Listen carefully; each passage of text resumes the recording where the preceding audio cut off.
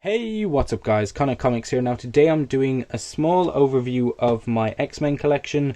In here I have X-Men events that the X-Men have starred in, and then including, because I have like one or two Gambit books and Wolverine and X-22, so I thought I would include them because they're members of the X-Men.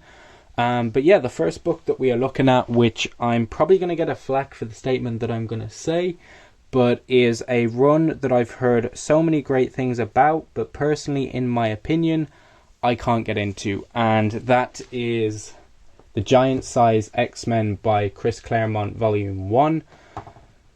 Just for me, it's very dated. Now, I know at the time this came out in 1970, or not 1975 up the top here, and went on to 1980. I just couldn't get into it. Now, I have read books that have come out around the same time or later. Like, I do have Batman Nightfall. I have the likes of The Dark Knight Returns in my collection. I know they're probably a bit after. Like, they're probably in the 1980s. But even with this, I don't know, it's just way too dated for me. And I just personally can't get into it. But yeah, you can scream at me down in the comment section, or even tell me if you agree with me. Probably if I read it if I was born in the 1970s and read it then maybe I would have enjoyed it. But yeah, just in my personal opinion, it's dated. Next is one that I've only read the first 2 volumes about, so I can't give a definite opinion on. But that is the New X-Men by Grant Morrison. I've heard a lot of things about Grant Morrison. I have a lot of Grant Morrison runs. He can be a bit hit and miss. Like, I have his Batman run. I know he's done some other characters. I'm trying to think off the top of my head. He's worked on the 52 omnibus. So he's a big name within Marvel and DC. I'm trying to think. He also worked on Superman, All-Star Superman. So also did some work on Hellblazer, I believe, during the start. Sorry, I'm going off on a tangent here. But yeah, as you can see, I'm about 3 issues in. Yeah, nothing has hooked me yet, but I am going to continue reading this and see where it goes. But yeah, that is all. That's New X-Men by Grant Morrison.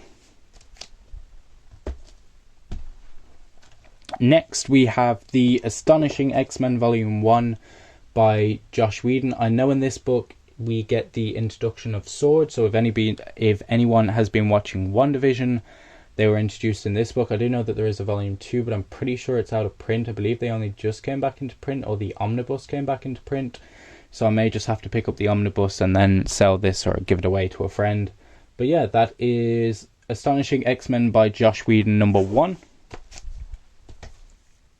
Now, before we get into the next book, I have to show this book because it sort of ties into them, and that is the Avengers vs. X-Men by Bendis, Aaron, Brubaker, Fraction, Hickman, John Romita Jr., Kurtbit, Cho. So yeah, this is an event that goes on, which is Avengers vs. X-Men.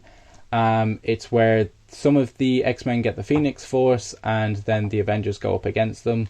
So yeah, I haven't actually read this book. I just picked it up because I knew that like it sort of follows, like the X-Men series I'm going to show you in a minute follows on from these events. But yeah, that's Avengers vs. X-Men.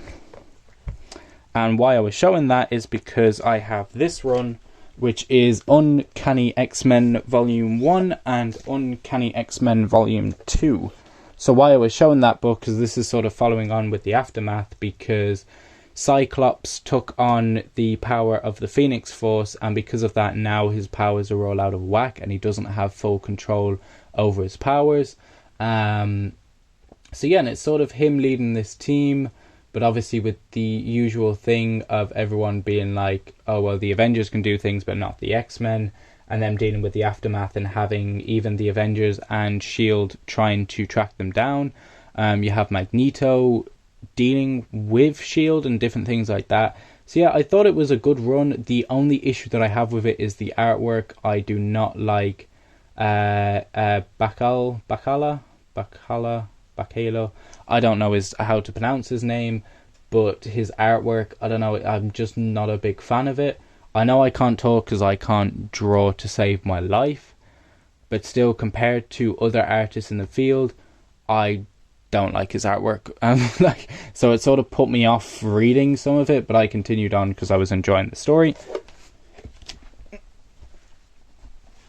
And why I say that is about the artwork is because at the time I was reading this series alongside it, which has 10 times better artwork, and that is the all new X-Men, where the 5 classic X-Men, so your Cyclops, your Jean Grey, your Iceman, your Beast and Angel, come back in time because of Beast and wanting to, so it was sort of Beast's idea to be like, these are our younger selves, like, I want you to learn that this is what you used to be like and what you're currently not, sort of thing. So trying to get at Cyclops.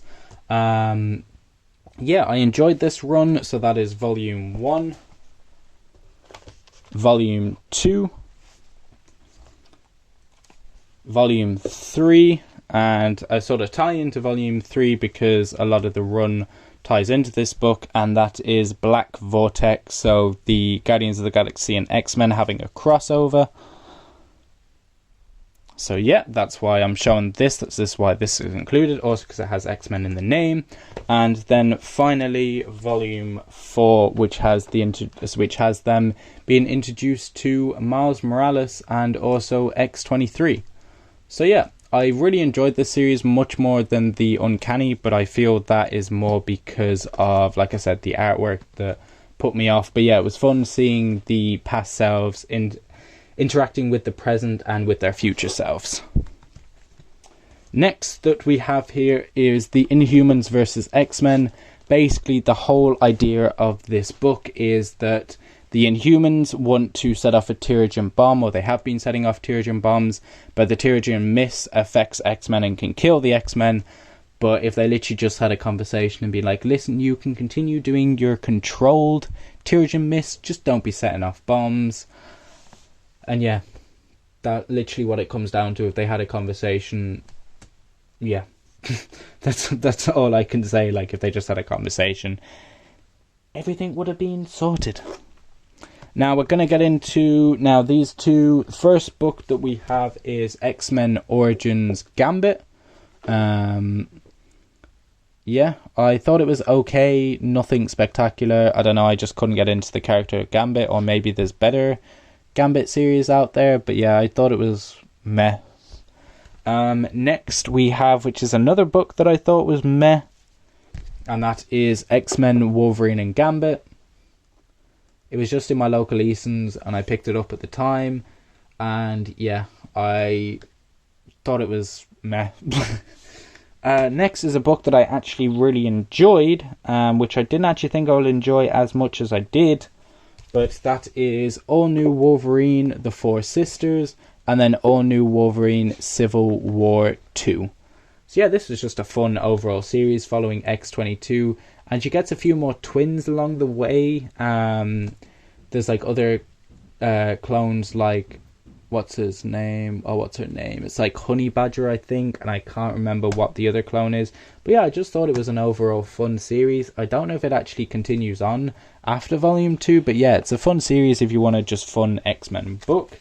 Next, we have Wolverine Old Man Logan, so the classic. This is just fun. It is Old Man Logan and Hawkeye going on a road trip and being introduced to the likes of Maestro, which is a future version of Hulk, and just going around this like post-apocalyptic, so it's sort of very Mad Max in a way, like X-Men meets Mad Max. And if you've watched the movie Logan, it's similar to that, just a bit more extreme. And then we have where it was rebooted because of an event. I believe it was a crossover into Secret Wars, so where there was like different worlds. So there is Old Man Logan, issue 0, Borderland. We then have volume 2, which is Berserker. And then we have volume 3, which, actually no, never mind. This is issue 0, which War Zones, which, as I said, which was part of Secret Wars. We then have volume 1, which is Berserker. and volume 2, which is Borderlands. So this is just sort of continuing on the story of the Old Man Logan, and then this is where Old Man Logan gets introduced into the 616 universe, and then this is just continuing more of his story. This is a very fun story written by Jeff Lemire, which if you're a fan of DC and if you've read his Green Arrow run, you'll know how class this team is, because it's the same artist team and the same writing team. But yeah, that is it. Those are all of my X-Men books. Tell me which ones you would recommend me picking up, or if you agree with my point on the Chris Claremont run, or if you disagree with my point and you can tell me that I'm an idiot and that I'm a fake comic book fan. Go ahead. But yeah, thanks for watching, guys, and I'll see you guys in another video. Peace.